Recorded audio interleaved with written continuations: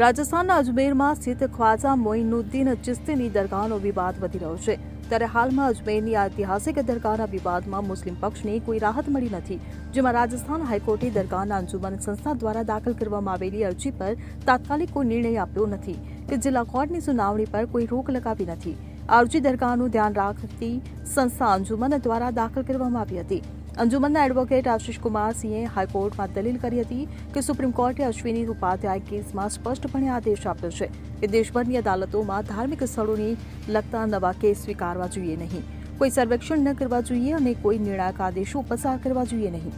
આમ છતાંય અજમેરની civil court દરગાહ વિવાદ સંબંધિત કેસની સતત સુનાવણી કરી રહી છે, જે સુપ્રીમ કોર્ટના આદેશનું ઉલ્લંઘન છે. તેમજ કોર્ટને એ પણ જણાવવામાં આવ્યું હતું કે આ મામલાની સુનાવણી આવતીકાલે એટલે કે શનિવારના રોજ અજમેર સિવિલ કોર્ટમાં ફરી થશે.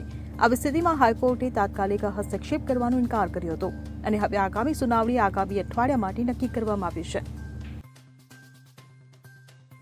Bureau report CN24 news. હવે જુઓ દેશ દુનિયાની તમામ ખબરો તમારી આંગળીના ટેરવે.